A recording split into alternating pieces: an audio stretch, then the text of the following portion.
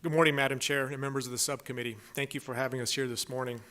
At your request and the request of the subcommittee, we are grateful to be here to talk about a few topics which are significant priority within our department. Today's presentation will include an overview of our increasing call volume, response times, and how this has a direct correlation to some of our recent staffing and leave challenges.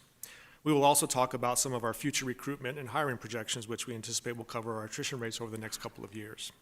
Presenting on these topics this morning will be Assistant Chief Tim Kreis, who oversees our South Operations Divisions, which includes daily operations staffing, personnel assignments, and leave management. I also have Assistant Chief Tim Gammage, who oversees our Human Resource Division, which includes our firefighter recruitment and hiring processes. With that, I would like to turn it over to Chief Kreis to start the first portion of our presentation. Hey, Chief Duran, Chairwoman O'Brien, members of the subcommittee. Again, I'm Tim Kreis, and I'm going to talk about staffing, activity levels, and call volume. So why is time important? Well, time is everything in emergency service delivery. We know that it only takes a few minutes from an object in a room to ignite, that fire is going to spread in a phenomenon known as flashover. When flashover occurs, all of the folks inside of that building are endangered, and the building is endangered as well. Time is also important in the delivery of emergency medical services, as we know that it only takes about 4 to 6 minutes for a person to be without an effective heartbeat or not breathing before brain damage and death can set in. When we talk about response times, the factors in managing response times are really pretty simple, and they are fire station locations and activity levels. And if you look at the map on your screen, you can see all of the Phoenix fire stations with a couple that we are planning on and looking forward towards. And this map represents all of the places within the city of Phoenix that we can get to a customer within the national standard response time of 5 minutes or less 90% of the time. And I want to highlight a couple of areas for you. Is one of the places that we have a gap that we need to fill is Station 62, and that is in southwest Phoenix, and you can see it on the map down in that left-hand corner there. Also Station 74 in southwest Ahwatukee, and Station 51 in North Phoenix, where the Taiwan Semiconductor plant is currently under construction. Station 62 is already in the process of being built and staffed for us, so that's very good. The other stations, 51, 74, those are part of and moving forward through the bond process, and we're hopeful that those stations get funded. As it relates to activity levels, I want to speak a little bit about how important they are from a response time perspective. So what is our greatest challenge today? Our greatest challenge today is response times. As I said earlier, the national standard for response times is 5 minutes or less 90% of the time. As it stands today, we're approaching 9 minutes in our response times, and we're able to achieve the national standard about 50% of the time. We talked about the travel times, and I'm going to explain why response times are so important and activity levels are directly connected to them. So from 2010 to 2020, the City of Phoenix added about 300,000 residents. And if you take a look at this graph, you can see what's happening with activity levels from 2014 to 2022. And they are on a very, very rapid increase. We're forecasting running 242,000 calls for 2022. When we take a look at activity levels specific to their impact on response time, this particular chart helps us sort of classify activity levels and their impact. And we know that for fire companies or units that run more than 4,000 calls per year, you're going to have overlapping calls in primary response areas. So when that occurs, you have a simultaneous call in one specific first due area. That necessitates the closest, most appropriate fire company to run that call in their place because they're out of service. Very high activity levels are those fire companies that run between about 3,000 and 4,000 calls a year. And in that environment, we can expect simultaneous calls as well, forcing other companies to respond into cover because the other company is out of service. And that typically happens during peak demand periods, but it also happens off peak demand. I just want to show a more specific example of how activity levels impact response times. What you're looking at here is Fire Station 7. Fire Station 7 is the busiest station in the city of Phoenix, and they ran between September 1st and August 31st to 2022. They ran 5,894 calls for service in that 12-month period. That puts Engine 7 well above the threshold of extremely high activity levels, and I'll explain how that impacts response times. When you look at the map on your screen, what you're seeing is the primary response area for Station 7's first due. This is all the places that they can get to their customers who call 911 within the established response time standard associated with travel time. In other words, getting from the station to the caller. And here's where all their almost 6,000 calls occurred on the map. And again, they ran 5,894 calls in that 12-month period. So this slide's important for us. So the picture that I put on here is a picture of firefighter Bashar Alakouri. And Bashar was working at Station 60. They had a significant fire. It was an apartment fire. Bashar was able to get one of our highest awards and honors in the fire department because he rescued 2 people. We were fortunate that the companies at Station 60 were in service. Their response time was very good. When they arrived at this fire in the middle of the night, Bashar, as he's getting off the fire truck and getting things set up, they could see the fire. He heard some folks screaming, was able to put a ladder up in a very decisive sort of way, and he rescued a child and an adult out of that fire. Not everybody in that fire incident lived, but Bashar got our highest award for it. And the reason that I'm showing that is I want to now shift back to Station 7's first due. So again, this is that similar map, but this indicates the calls that Engine 7 missed during that same 12-month period that I discussed before. And they missed 699 calls, and here's the fire companies that ran them. So Engine 960 ran almost 200 calls into Station 7's primary area. Engine 910 ran 188. And you can see the response times of about 10 minutes when we're sending those second due companies in. That's driving up our response times. The reason that one is important is you're probably wondering where we stand and how many other fire companies are in that same category as Engine 7. And in 2020, we ran these numbers, and we had 17 fire companies that were running over 4,000 calls a year in that extreme high activity level category. And that number today is 32. Fire companies that are running over 3,000 calls, 3,000 to 4,000 calls in 2020, that was 40, and today that's 45. Taking a look at operations division staffing, this provides us a pretty good snapshot of what's going on, and this is indicative of our total absence rate, and that's annually. So our absent rate is driven by folks, we know firefighters take vacation, we know they get sick and they call in sick, we know that they get injured, sometimes they get seriously injured, and God forbid that happens, and sometimes they get cancer. But the trajectory for our absences and our activity levels are totally linked. And at the end of the day, our firefighters are just exhausted.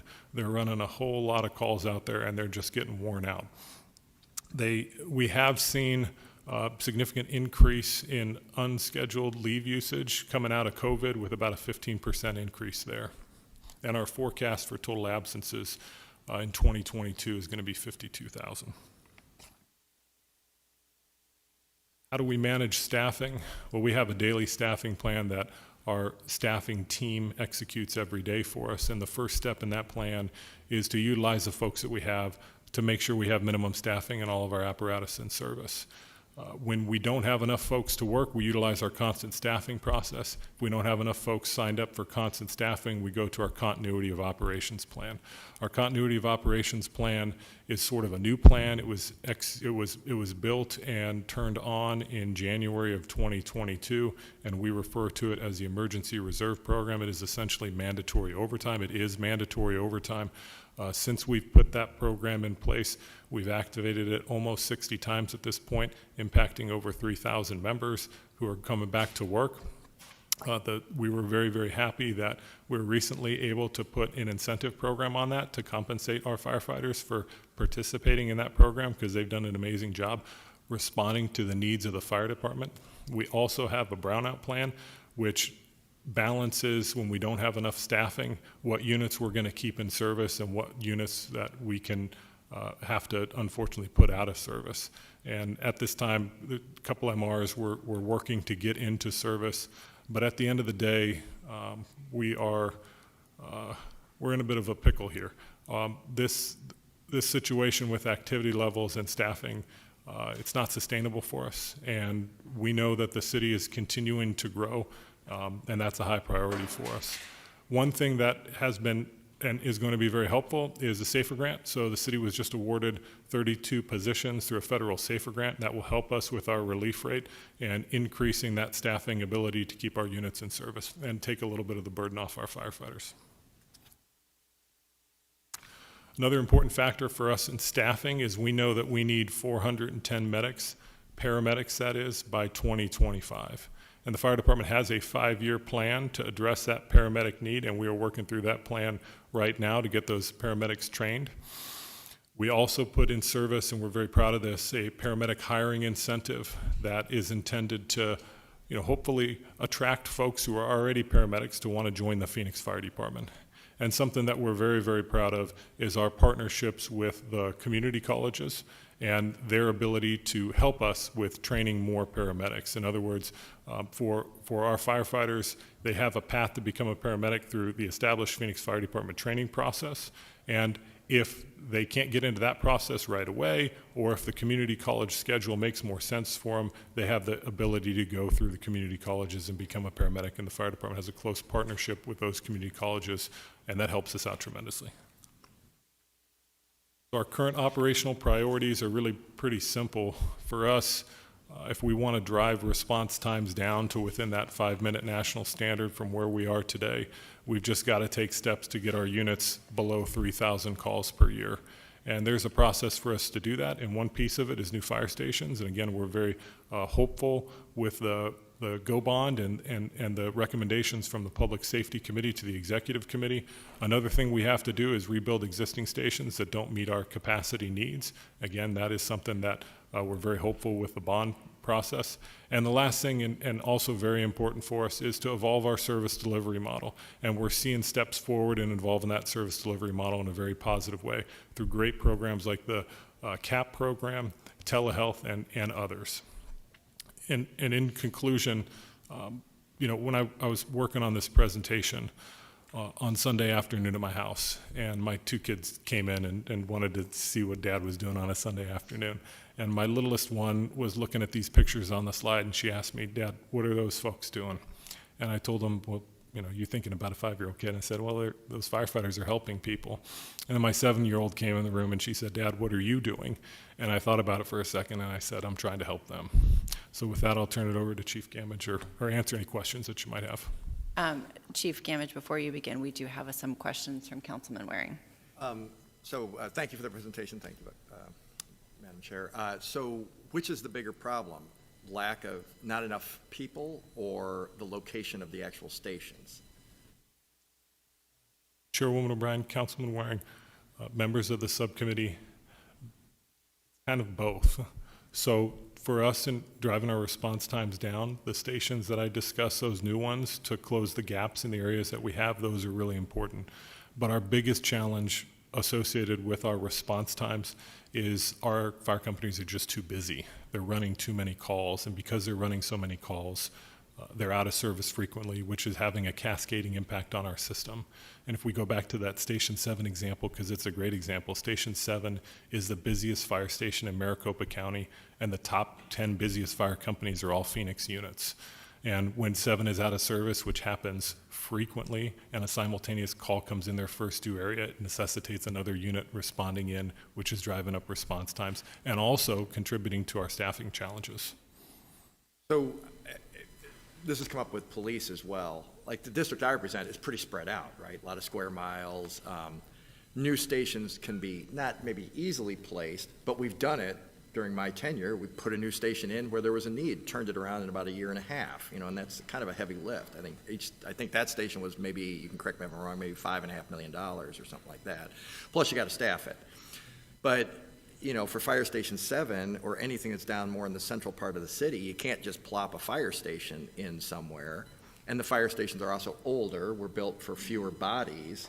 So you can't just cram a whole bunch, firefighters sleep at the stations, right? So you can't just cram more and more people in there. It's just not, it seems like, if not an intractable problem, a tricky one, and 2 completely different problems. Building new stations and staffing them in the northern part of the city, and the one you mentioned that I think is down in Ahwatukee, where they didn't have a whole lot of service before. And then, sort of the center part of the city, where it's pretty built out, we don't have places to necessarily put in new stations, and what to do with new hires, where would we put them to there's only so much space, I'm sure, for trucks and stuff too. How do we get around those different but important problems? Well, Chairwoman O'Brien, Councilman, members of the subcommittee, that is a really, really good question. So for us, stations like Station 7 is another really great example, Station 15. It's true that we don't have any space in that station to put another unit in service at this time, but for us, we could and have plans associated with the GO bond to rebuild that station. We have property identified to do that, and there are other options we could utilize, such as temporary fire stations in these really high activity level stations as we're getting caught up with the GO bond initiative and these other solutions for us. And in North Phoenix, really, it seems like building more stations, probably, I don't want to speak for District 1, but probably the same scenario. You've had a lot of growth, you've got a lot more, I would imagine, we haven't got the census numbers, but I think I saw the MAG estimates, which I think were from 2019 or something. My district had traditionally been the second fastest growing district, but this time it was fourth, at least according to those unofficial numbers. We'll find out more about that next year. But it's still a lot of growth in a very spread out area. We still have big open spaces, and we go through the same thing with police. Travel time, just by definition, we don't have Star Trek teleporters for you guys, unfortunately. You have to drive. I mean, how far apart should stations be in an area like that? I mean, how many would we, let me work backwards. How many would we ideally need to solve the problem?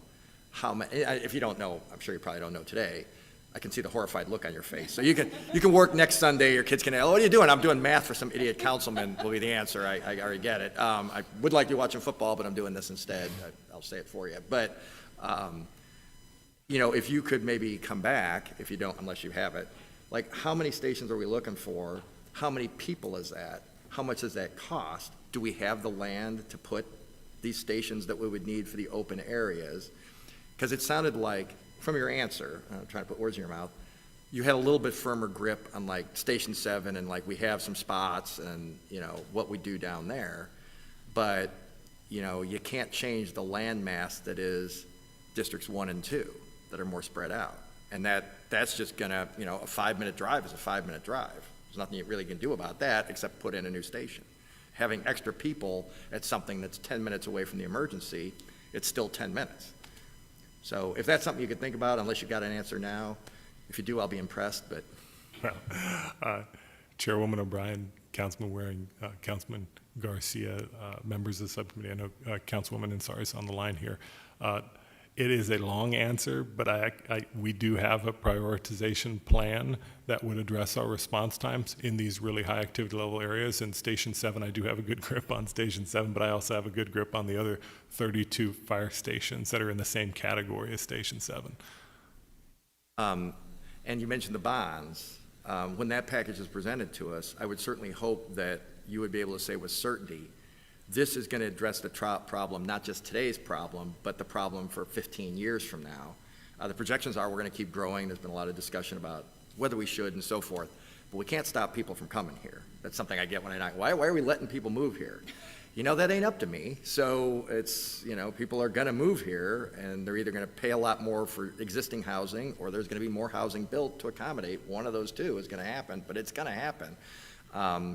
So I would certainly hope that that would be a forward thinking, I'm sure it probably is, but I definitely want to have that explained kind of in detail. It might be worth a whole extra meeting or something to sort of explain here's where the money comes from, here's what we're talking about, here's how it solves the problem for our best estimates, understanding that sometimes these estimates are not 100% accurate because if you knew everything that was going to happen, you'd go to Vegas and wouldn't be sitting here talking to us. I think Chief Duran would like to add something to your question.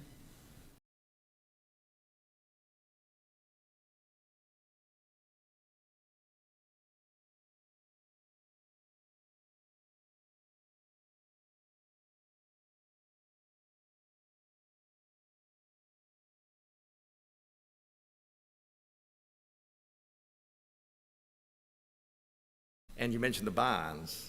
When that package is presented to us, I would certainly hope that you would be able to say with certainty, this is going to address the problem, not just today's problem, but the problem for 15 years from now. The projections are we're going to keep growing. There's been a lot of discussion about whether we should and so forth, but we can't stop people from coming here. That's something I get when why are we letting people move here? You know, that ain't up to me. So it's, you know, people are going to move here, and they're either going to pay a lot more for existing housing, or there's going to be more housing built to accommodate. One of those two is going to happen, but it's going to happen. So I would certainly hope that that would be a forward thinking. I'm sure it probably is, but I definitely want to like have that explained kind of in detail. It might be worth a whole extra meeting or something to sort of explain, like, here's where the money comes from, here's what we're talking about, here's how it solves the problem for our best estimates, understanding that sometimes these estimates are not 100% accurate, because if you knew everything that was going to happen, you'd go to Vegas and wouldn't be sitting here talking to us. I think Chief Duran would like to add something okay. to your Sure. question. Madam Chair, Councilman Larry, members of the subcommittee, those are great points, and it's a lot of consideration, a lot of discussion. A lot of this is partnering with our city departments and working with them on the plans for the future of where the growth is happening, and we are currently doing that as well with planning and development, community and economic development, and we meet with them regularly. We also have a 20-year fire station plan that we've put in place now, we call a strategic plan for fire stations, and Chief Walker keeps that up to date for us regularly so that it looks at response times and where we are able to get to the locations of the community that we know are expanding.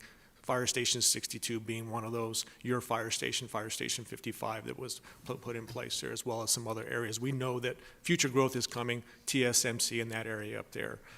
So we do have those. We're also working on a prioritization plan for us for operational resources, which is what Chief Kreis just mentioned. And those are for areas where we're trying to infill some of those high volume call volume areas. So we have several plans we're looking at right now to currently, hopefully, we can alleviate some of this, as well as looking at balancing additional what he talked about as evolution and really looking at the future of service to the community. And what I mean by that is some of the community assistance program and addressing some of the mental and behavioral health concerns that we're seeing out there in the community and providing the right resources to the community when they call 911. There may be times where a fire truck may not be the right resource to send out. So we're looking at that as well. Our telehealth program, we're looking to hopefully divert some of these 911 calls to medical providers that can do virtual consultations with our community members, which would be better suited for them. Obviously, it helps saves costs for them, as well as inundate our emergency rooms with patients that may not necessarily need to go to the emergency room. So a lot of this has a lot of discussion out there. We're working with some of our healthcare providers as well to talk about some of these solutions. We did visit San Antonio several weeks back. They've got a mobile integrated health program out there with a mobile unit that goes out and does consultations and does follow-up. So something we're definitely interesting. So a lot of this is balancing the call volume with more resources, but also looking at evolving into new types of resources to better serve our community. I hope that does help. I had a couple comments about that. So Station 55, if I remember right, that was turned around in about a year and a half. But you had firefighters stationing out of, I think it was an old hotel, within a couple weeks. I think that was a citizen-generated thing. I think people wrote me and said, hey, there were a handful of people who said, you know, we heard about this response time thing, so we brought that to you. And I think for that whole, I don't know what the ongoing costs were, but I think the whole station, which is beautiful if you've ever been there, I think it was before your time, Ann, but I think Delda was mayor then. I mean, it's a spectacular, you know, facility that looked like it was built out to house enough firefighters to take care of that area, not just now, for the foreseeable future. It's big. It's much bigger than the ones you see more down by my house or more in Central Phoenix. So that was good, and it was a pretty quick turnaround. Is that a typical turnaround for something like that? I know we had the property. We probably had the plans, is my guess. I mean, is that like the bonds pass or something? Are you guys ready to like throw fire stations up in a year and a half all around the city, or how does that work? Keeping in mind construction costs and everything, and labor is much harder to get now than it was even 3-4 years ago when that happened. Certainly. So Yes, Fire Station 55 was definitely built in a very good amount of time to serve that community up there. However, in today's world, obviously, we're seeing challenges with supply chain issues, the ability to have resources and the commodities to build our fire stations. We're experiencing that right now currently with Fire Station 62, which we're seeing almost a 30 to 32 month time frame for that fire station to actually open up is what we're projecting now, just due to some of the challenges we're seeing with supply chain. So yes, we are concerned about that, but obviously our team is ready to go should we be able the capability to have new fire stations within this bond here. We would be ready to go to start with design phases and moving forward in those processes as quickly as we can to get those stations built.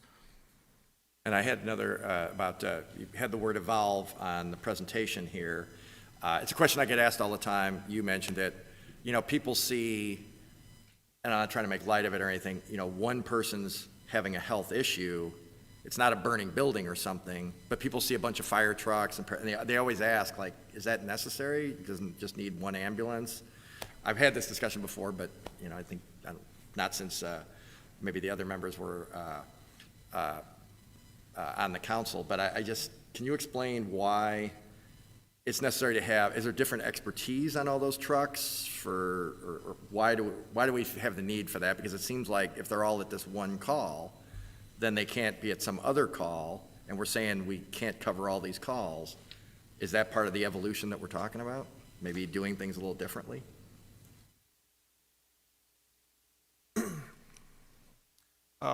Madam Chair, Councilwoman Waring, and members of the subcommittee.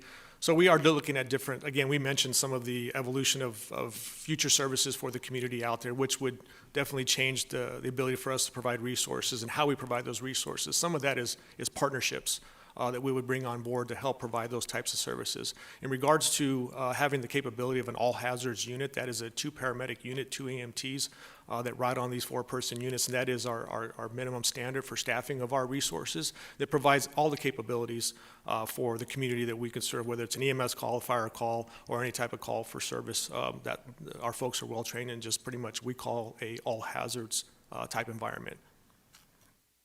I mean, just, you know, if we're going to be asking citizens to vote and saying, you know, we're short-staffed or something, that's something that's definitely going to come up. And it's not, I'm not saying every citizen who brings it up knows the intricacies of the fire department. I include myself in that. But a ready explanation, and I'm sorry, it'll be a campaign too, that kind of fits on a bumper sticker, would probably be helpful to explain, you know, here's why you see what you see. Because it's something that's come up a lot in my tenure on this council. I'm sure you guys probably get it when you go out to barbecues and stuff too, like why is that? So just having an explanation of how we're deploying resources would probably be something that would well serve us to be your advocates. So, thank you, Madam Chair, I appreciate it. Thank you. Councilman Garcia? Thank you, Chairwoman. Thank you all. And I was listening before I got here, so I was paying attention. I want to just, I think Councilman Waring was getting there. I want to ask a simple question. Is what's proposed in the bond enough? Well, certainly, what we've proposed right now is what we know that was been asked for to put forward. The capability for us to be able to build those fire stations is also the consideration as well. But obviously, there's much greater need out there. As we mentioned, there's need for future expansion of fire stations for coverage across the city, as well as some of the areas we're infilling and building new fire stations for fire stations that don't have the capacity for more resources in those areas there. So we know that we will get there in the future. We know that the city, Mr. Barton, has a plan for the future to continue on with reoccurring bonds. So we want to continue to submit resources and more fire stations. But in the meantime, we'd also like to look at opportunities for us to fill in these areas where we know we have high call volume. There was a great website that was set up in the last couple of months. Some of the labor folks that allowed us to understand a lot of this or see a lot of it. And it doesn't feel like it's enough, and I'm not trying to pin you against Lori or Jeff or that. I genuinely want to know, is it enough? Is there going to be a need to figure something else out? Because I think the last thing we want to do is send less folks out, right? Like, we don't want to start, that's the last place I think where we want to cut corners and not send complete teams. And I think it's important for us just to know this is what we need to get to a place. I'd rather have that to know, hey, we got to figure it out. Whether it's another bond, we know there's a plan to go in 5 years. Again, whether it's increasing this one, if we still can, but just really figuring out what is it that we need to make sure that we're doing what we have to do. And so I know it's a hard place to put you in, and I'm not trying to, and I know, Jeff and Lori are also working to make sure we have everything we have, but that's what I would like to see. Just literally, can we get there with this? If not, what's the gap so we can figure out how to get there? I think to Councilman Garcia's point, I'm going to cut right to the chase, and also to Councilman Waring's point is that that we want to know, based on the national best practice and national standard of answering calls in 5 minutes, 90% of the time, what plan needs to be implemented to do that. Now, I realize we have limited resources, but I think that this subcommittee, and I know we haven't heard from Councilwoman Ansari, but I'll go to her next, would like to know what it would take for us to be meeting the national standard of responding to calls in the 5-minute time frame 90% of the time, so that this committee understands what it's going to take. I understand that you all have worked diligently, and you've been talking to me about it since I came on board about 18 months ago, about making sure you have plans for future stations. And I know I've asked questions about the staffing ratio, but I think we need to see it all together to understand the magnitude of where we are. I know that I found some of this information a little alarming, pun intended. But real quick, I want to ask, what is the current staffing ratio for a station or a truck? I guess might be the better way. Not sure who I should look at. I'm going to turn it over to Chief Kreis, Madam Chair. Thank you. Okay. Chairwoman O'Brien, members of the subcommittee, the current staffing ratio for us is 25% relief rate. So for every 4 firefighters that we would have assigned to a station, we would need 1 additional firefighter to be able to meet our staffing needs. When we request new units and the plans for the Go Bond and all of these other sorts of plans, we always program in that additional 25% relief rate. So when was that standard established, that staffing ratio? Chairwoman O'Brien, members of the subcommittee, that was updated a couple of years ago, and we looked at it during COVID. We saw about a 30% relief rate during COVID. We believe that number is going to stabilize a little bit, but don't quote me on this, but it was, I think we were programming in about 20%, 22%, maybe as much as 5 years ago. Okay, so I guess when you come back with that other plan, I'd like to really know if that staffing ratio really is sufficient given the call volumes we have and the growing population. And you said you saw a 15% uptick in unscheduled absences, so taking all that into account. And I want to go to Councilwoman, sorry, she's been waiting patiently.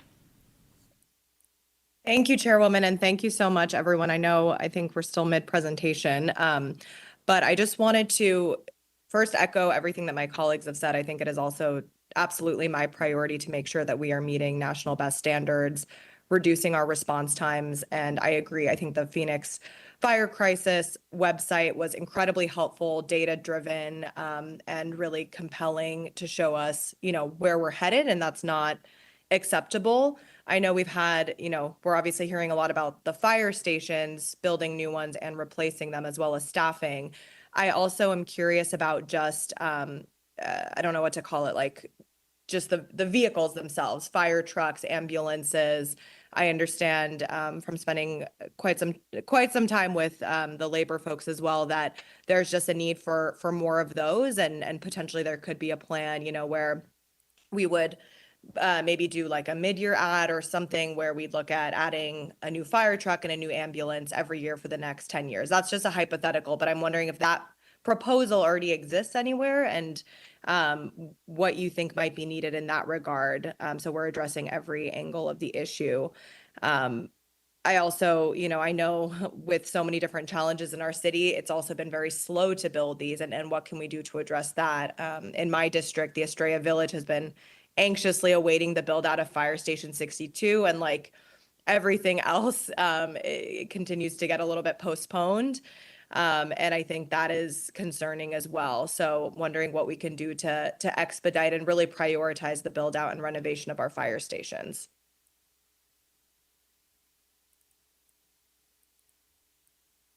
Chairwoman O'Brien, Councilwoman Ansari, members of the subcommittee, for us to address the response time issues, it's really just as simple as making sure none of our units run more than 3,000 calls per year.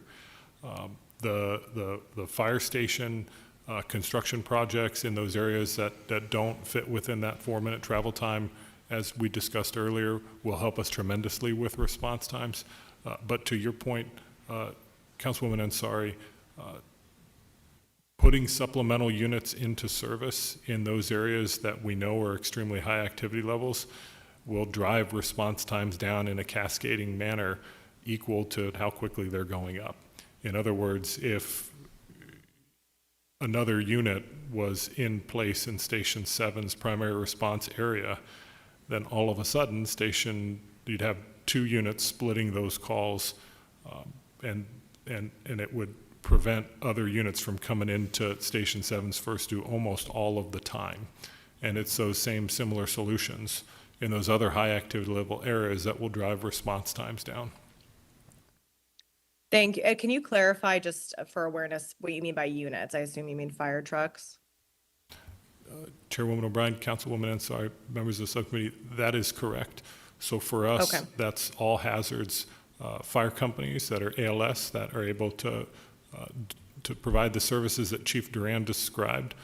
But in addition to that, it's supplemental and additional ambulances for transporting our patients. Right now, the fire department is right where we need to be in terms of our ability to achieve our certificate of need and get our ambulances to calls to transport patients in 10 minutes or less 90% of the time. But the trend line for those is going up too, so we would need more ambulances as well. Okay. Well, that's helpful. I think, like my colleagues mentioned, I think if, at the next presentation, or if we can move forward, I don't know if there's going to be a motion of any sort, but if we could have a more clear proposal of exactly what you need in addition to what's being proposed in the bond, that would be incredibly helpful. And I think I just want to also commend all of you, and really Chief Walker or Chief Duran, when you mentioned that you've traveled to San Antonio and looking at best practices, and just the additional investments we're making in CAP and our telehealth program, et cetera. It's really, really, really appreciated. I think just the focus on making sure we're providing the best possible care when many of these calls are health related and truly are life or death. It means a lot. So thank you for that. And looking forward, I hope we can see a very clear ask maybe at our an upcoming subcommittee meeting, so that we can move forward before even the bond in and of itself. We know that process will not really take off until after hopefully voters approve the package in November 2023. So I think we need to move much quicker than that. Thank you. Thank you, Councilwoman Ansari. You talked about, Chief Kreis, the 5-year plan for our 410 paramedics. Did that start in 2020? Because you said we need them by 2025, but we have a 5-year plan. So I just want to know where we are in our 5-year plan. Chairwoman O'Brien, members of the subcommittee, we have had a plan for training paramedics and meeting our needs for a very, very long time. We've been doing a very good job at it.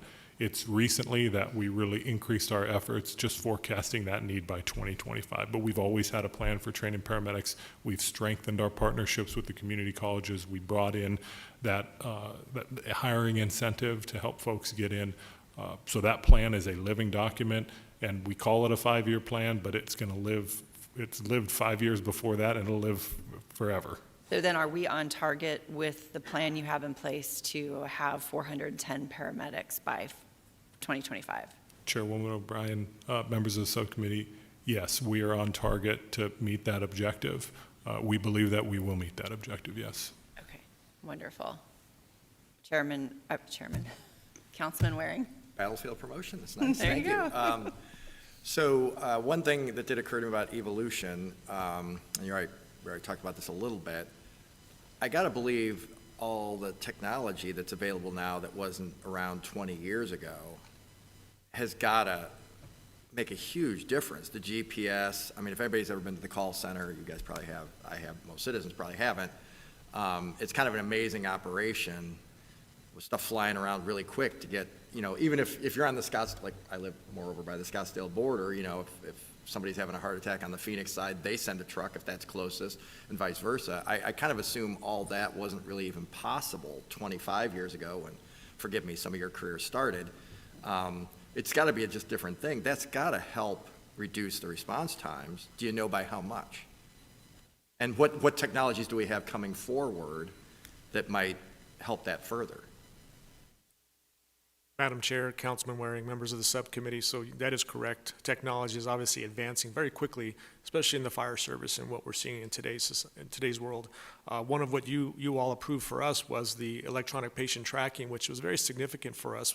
And it's been in place now for about a year and a half, almost a little over a year and a half now. And that is really now truly providing us data as to the types of calls for service that we're seeing on a regular basis now, which we can have at our hands within within seconds. We can look up that type of information and look at certain types of call volume and where we're seeing those trends, even throughout the city, in certain parts of the city. So the types of calls that certain units are going on. And what that also provides for us is to allow for better training for our community and what we're seeing out there today as far as the technology, the advancement of medicine and things and so forth. So yes, technology is definitely for us has been a tool for us that we look at through our GIS. We definitely look at how the placement of our resources, the placement of fire stations. We've utilized technology in those areas as well. So to name a few. My frame of reference with this, and I am far from the technology person, but I do respect the math. I remember talking to two different police chiefs who started in the 80s, and they said, you know, if you committed a murder in the mid-80s, you had about a 65, 70% chance of getting away with it. With all the technology, the DNA, camera phones, all this stuff, they're like, now we're disappointed if we're not catching, 80% of those. So it's it was fascinating to me because it was just like a completely different thing. The whole situation had changed. The criminals were in the catbird seat in the 1980s, and that was not the case now. I mean, am I unreasonable to expect as dramatic an improvement in fire? It just seems like, just me driving around the city, used to be folded maps or whatever. A GPS on your phone or in your car is kind of a dramatically different thing that makes it way better. I can't even imagine going back to the way it was. So I would really hope that you would come to us when new items become available. But I'd also kind of like to know, really, things are getting worse, I guess, but we've got dramatically better technology. Are we deploying it effectively? So some sort of report or analysis of that, because I just remember being shocked just talking with police about how their job had changed. I don't know why this would be that much different.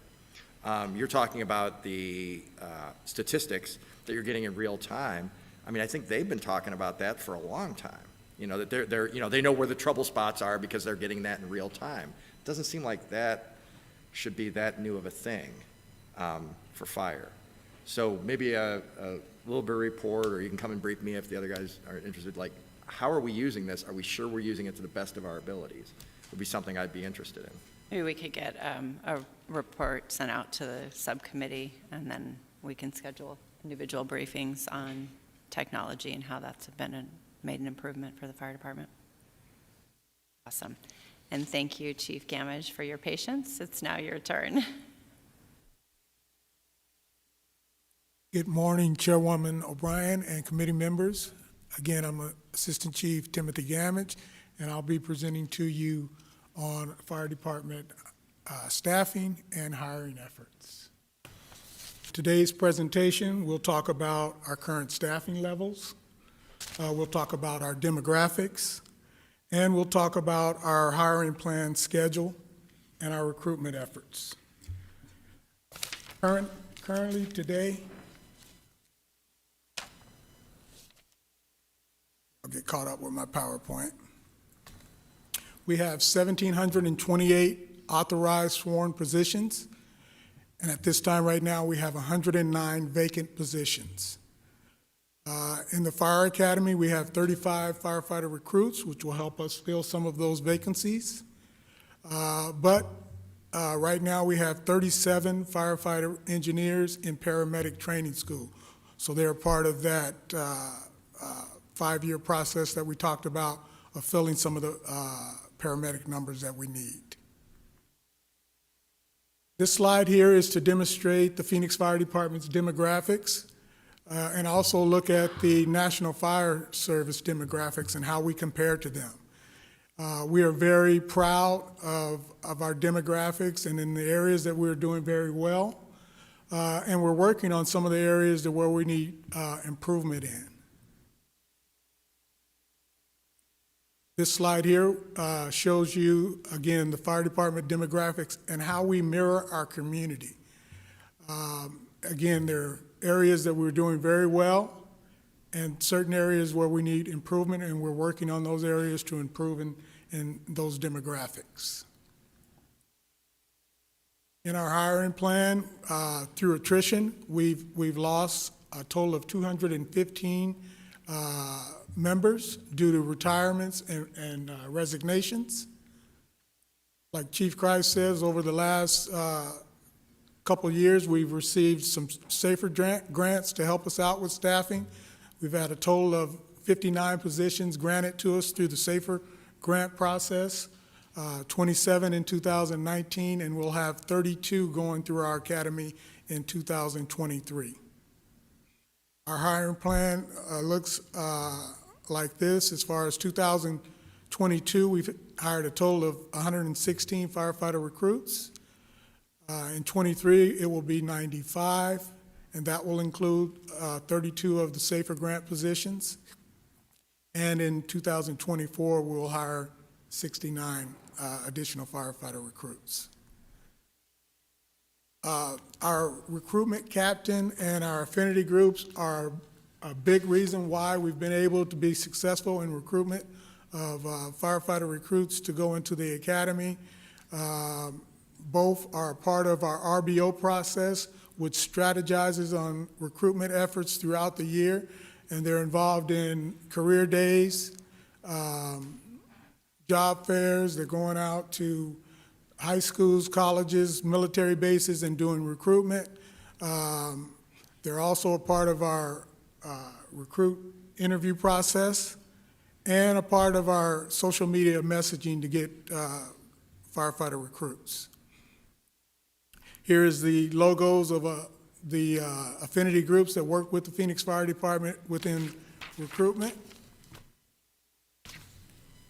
And they are vitally instrumental in the success of our firefighter recruits.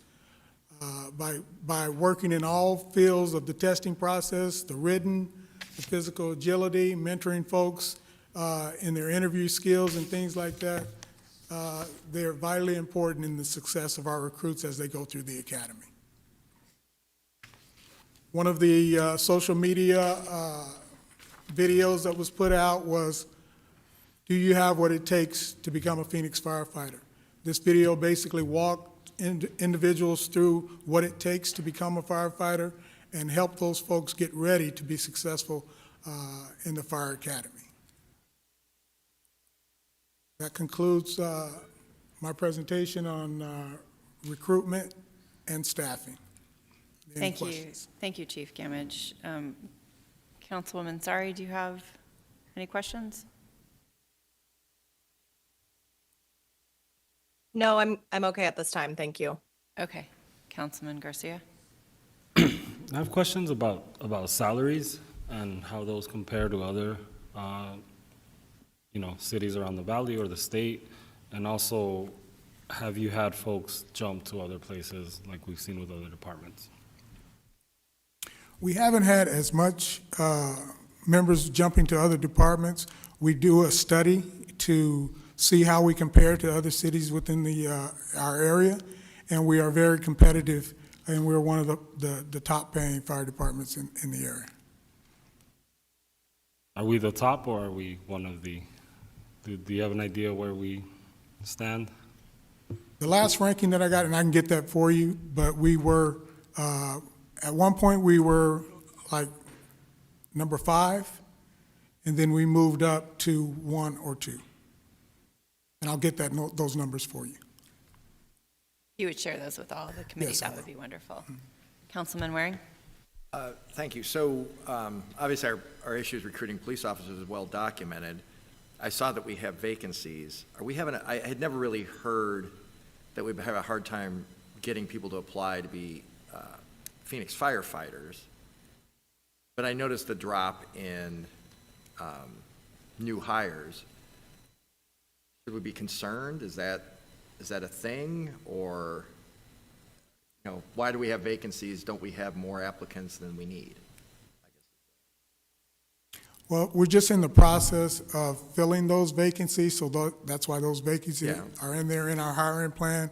We are on schedule to fill all of those vacancies, so we shouldn't have a problem filling those vacancies. Yeah, just my question is, there shouldn't be a problem with this, right? I mean, you know, police has been a totally separate thing, but frankly, a lot of other departments in the city as well, but not this one. So this isn't some looming problem that 2 years from now, we're going to have a crisis situation with the fire department. I assume I'm right in assuming that, correct? Madam Chair, Councilman Waring, I can speak to that a little bit. I think the fire department is one of the fortunate departments in the city that does not have the issue with receiving a significant number of applications in order to fill their positions. Their vacancy rate is really a function of the academy process and actually going through the hiring process and the training process that is required to hire and train someone to be a firefighter. Yeah. Madam Chair, yeah, not everybody can be a firefighter, so you got to kind of sort that out. You get a lot of applicants, but not all of them are going to become firefighters. Okay. Just want to make sure. Thought I understood it, but wanted to boil it down. Can I ask Lori, some of the stuff we're talking about, and I've talked to the city manager about this, you know, a bond, I mean, that's going to be a while. Is there any of this stuff we can address now, in the here and now? Like maybe not today, but maybe next month or sometime soon? Madam Chair, Councilman Waring, members of the subcommittee, that's a great question.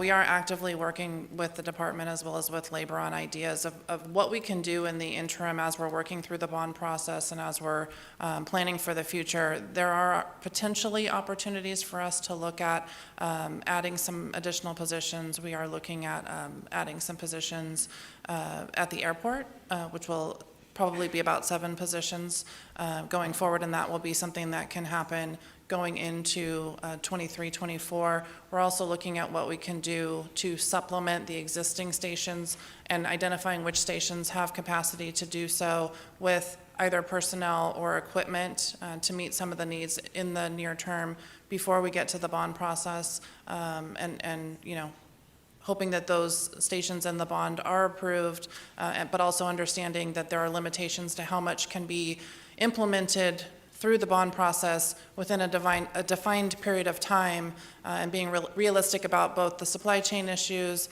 the labor issues, as well as just the practical ability to build a number of stations at the same time. So those are the things that are being considered. There are obviously, you know, costs associated with adding additional personnel and equipment. Those are things that will have to be considered and weighed against other priorities by the council as we move forward toward the 23-24 budget. But there are ways that we can supplement prior to building new facilities, depending on how the council prioritizes those needs. Madam Chair, I guess I will just say, this isn't a commentary on your work or Jeff's, but I have talked to Jeff recently. You know, during my tenure on the city council, I've made it known, I think our focus should be on public safety. Obviously, police has gotten more attention because it's been in a crisis situation here for the last couple of years. But we've added a lot of positions at the city that don't affect how your heart is going to be 10 years from now because we didn't get to you on time. It just seems like if we're going to prioritize stuff, we've added a lot of administrative stuff, oversight of police, whatever. A lot of money's been spent, and yet now we're hearing this.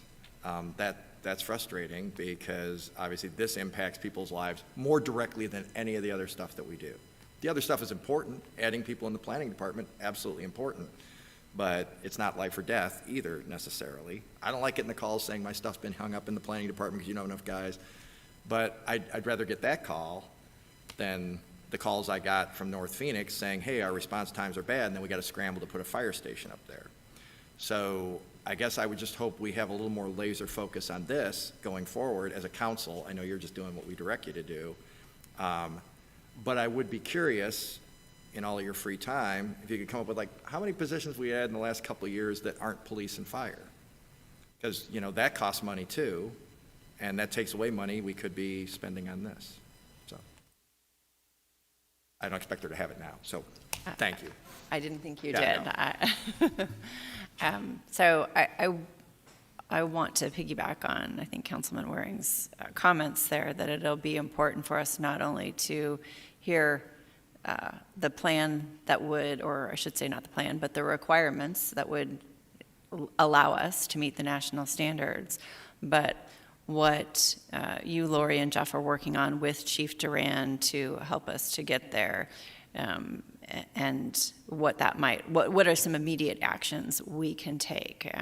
I do live up in the northwest part of Phoenix, and that station that got built directly impacts my constituents as well as Councilman Waring's constituents. And we are growing rapidly, as you all know.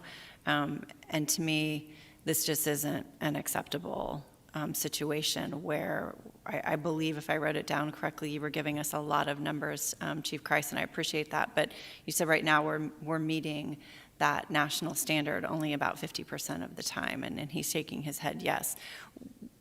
It's not just that we, should do better, we must do better. It is important for our constituents that we provide them that standard of care in public safety. So I look forward to hearing back from you all, and so we will talk about when that comes back on the agenda soon. All right. Thank you all so much, gentlemen. Appreciate it.